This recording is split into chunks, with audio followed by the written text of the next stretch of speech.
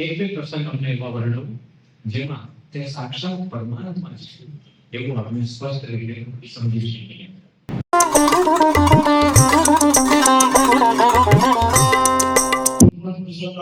શ્રી ભગવાનની 45 પ્રાગટ્ય જયંતિ આપણે ઉજવી રહ્યા છે ત્યારે અશ્વિનને પ્રશ્ન કર્યો કે ભગવાનનું આ બુદ્ધિ પ્રાગટ્ય થયું એમાં કોઈ એવો પ્રસંગ વર્ણવો કે જાણીને માણસને એમ થઈ જાય કે આ ભગવાન છે. આપણે ભગવાન સ્વીકારીએ છીએ પણ દુનિયાનો કોઈ પણ વ્યક્તિને સ્વીકારવું પડે કે આ સ્વામી ભગવાન છે એવો પ્રસંગ વર્ણવો. હવે ભગવાન બુદ્ધિ પ્રગટ થયા મહારાજ શપૈયામાં બાલ વિના કરી ઘનશ્યામ મહારાજ નામ ધારણ કર્યું. પછી નીલકંઠ વાણી રૂપે 12,000 કિલોમીટર શું નીકળ વાણી વન વિચરણ કર્યું. ઉભાયા પગે વસ્ત્ર પહેર્યા વિના વોકિંગ પર એ 12 વર્ષે નીલકંઠ વાણી વન વિચરણ કર્યું છે ને એનો અભ્યાસ કરવામાં આવે ને તો દુનિયાની કોઈ પણ વ્યક્તિ સ્વીકારી લે કે આ ભગવાન છે. ભગવાનના જીવનના એવા પ્રસંગો છે એક બે નહીં અનેક પ્રસંગો જોવા મળશે. નીલકંઠ વાણી વિચરણ કરતા કરતા શ્રીપુર પધારે છે. ક્યાં પધારે છે? શ્રીપુર પધારે છે. ત્યાં પધાર્યા એક આશ્રમ જોયો અને આશ્રમની અંદર એક મહાન બેઠા છે. નીલકંઠ વાણીને જોયા એટલે મહાન નીલકંઠ વાણી કહે છે અંદર આવું મઠમાં. ત્યારે નીલકંઠ વાણી કે મઠમાં અમને આવું ગમતું નથી. તો કે મઠમાં ના આવું તો વસ્તીમાં જાઓ. પબ્લિક રહેતી હોય ત્યાં તો કે વસ્તી પણ અમને ગમતી નથી. ત્યારે મહાન કહે છે કે રાત્રિ પડશે ને એટલે જંગલમાંથી સિંહ આવશે. કે શું આવશે? સિંહ આવશે અને માણસને કહી દેશે મારું માનો કાં તો મઠમાં આવો કાં તો ગામમાં જાઓ. એટલે નીલકંઠ વાણી કે મઠ ગમતો નથી, વસ્તી પસંદ નથી અને મૃત્યુ અમારે ભય નથી. બહુ સમજાયા મહંતે પણ આ નીલકંઠ વાણી કોઈનું માન્યા નહીં. એટલે મહંત કહે છે આ યોગી હસ્ત તમારે કેવી હસ્ત છે? યોગી હસ્ત નહીં માનો. આશ્રમ રાત્રિ પડી એટલે આશ્રમ આખો બંધ કરી દીધો. નીલકંઠ વાણી બહાર બેઠા છે. બે પ્રહારનો સમય લીધો અને સિંહે શું પાડી? ત્રાણ પાડી. આવું જ્ઞાન ધૂંધી ગયું. ઝાડ પડી પક્ષી નીચે પડી ગયા. એ ત્રાણ પાડે સિંહ. એટલે મહંત બારી ખોલી જોયો કે નીલકંઠ વાણી આજે પૂરા થઈ જશે. શું થશે? આ બાવો આજે નીલકંઠ વાણી બેસી ગયા. સિંહ નજીક આવ્યો. નીલકંઠ વાણીએ શું કર્યું ખબર છે? સિંહને બોલાવ્યો. સિંહ નીલકંઠ વાણીના ચરણ પાસે બેસી ગયો. પછી નીલકંઠ વાણી સિંહની ઉપર પોતાનો હાથ ફેરવે. શું ફેરવે? હાથ ફેરવે. આ સિંહ નીલકંઠ વાણીના ચરણ ચાગે છે અને બાવાજીએ બારી ખોલી નેટ લઈ ગયું.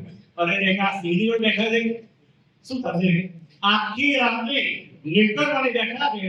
સિંહ એમની પાસે બેસી રહ્યો. બાવાજી ઘડી બારી ખોલે ઘડી બંધ કરે. એ જાગ્યો. સવાર પડી નીલકંઠ વાણી ચાલતા થયા. સિંહ જોડે જોડે ચાલ્યો. નીલકંઠ વાણી ઈશારો કર્યો અને સિંહ જંગલમાં જતો રહ્યો. બાવાજી પાછા પાછા જાય જો કે ધીમે રહી. નીલકંઠ વાણી કહે છે તમે ભગવાન લાગો છો. શું લાગો છો? ભગવાન લાગો. બાકી આ સિંહ ગામમાં આવે એટલે રાત્રે કેટલાને પૂરા કરી નાખે. તમે સાક્ષાત ભગવાન છો. પછી આ મહંત કહે છે કે તમે અહીંયા આશ્રમના અહીંયા રોકાઈ જાઓ. મારા એ જમાનાની વાત 200 વર્ષ પહેલાની આ આશ્રમની આવક 1 લાખ રૂપિયા છે. તમને મહંત બનાવી દો. નીલકંઠ વાણી કે મારે મહંતાઈ દીવા નથી અને ચોરના કલ્યાણ માટે નીલકંઠ વાણી ક્યાં ગયા? હવે અત્યારે પણ કોઈ આવી રીતે પુસ્તક કરે ખરા સહી ઉપર હાથ મૂકીને બેઠા કે આટલું ચરિત્ર મહારાજ તો જાણે ને તો પણ શું કરી લે? ભગવાન તરીકે સ્વીકારે. અનેક લીલાઓ છે. નીલકંઠ વાણી આ બધી લીલા તો આપણે મેન પુસ્તકમાં વાંચી છે પણ 1.5 વર્ષ પહેલા પ્રેક્ટિકલ જોયો પ્રસંગ કરાયો. નીલકંઠ વાણી બદ્રીનાથ પધાર્યા. ક્યાં પધાર્યા? બદ્રીનાથ પધાર્યા. 6 મહિના રોકાયા. કેટલું રોકાયા છે? 6 મહિના ત્યાં નીલકંઠ વાણી ત્યાં રોકાયેલા છે અને 6 મહિના રોકાયા પછી ત્યાંથી વિદાય લેવાનું કહે છે. એ બદ્રીનાથમાં ઠંડી ગઈ પણ બધા ખબર છે. એટલે એ ઠંડીની વાત કરીએ તમે 1.5 વર્ષ પહેલા સંતોના સમિતિના સભ્યો બદ્રીનાથ ગયા હતા. ક્યાં ગયા હતા? બદ્રીનાથ. બદ્રીનાથ ત્યાં ગયેલા. અમે ત્યાં રોકાયા હતા. જે સંતોએ ઉતારો અમને આપ્યો હતો ને, રૂમમાં હીટર મૂકેલા હતા. સુવાનો તે પથારીમાં હીટરની ગોદડીઓ પાથરેલી હતી. તો રાતે ઊંઘ નહોતી આવી. રાત્રે ઊંઘ નહોતી આવી. એક જણને પાણીનો ગ્લાસ આપ્યો પીવા માટે. પાણીનો ગ્લાસ પીવા માટે આપ્યો. મેં તો થોડી વાર થઈ એટલે પાછા આવ્યા, પાણી પીશું બધે તો પાણીનો ગ્લાસ હાથમાં ગુંજે. પાણી પીવાય નહીં. હવે તમે વિચાર કરો, એવી ઠંડી હોય, આટલી સગવડ વચ્ચે આપણે રહી નથી શકતા. તો નીકળ અને ઉભારસ કરીને શું કર્યું છે? 6 મહિના સુધી ત્યાં રહે છે.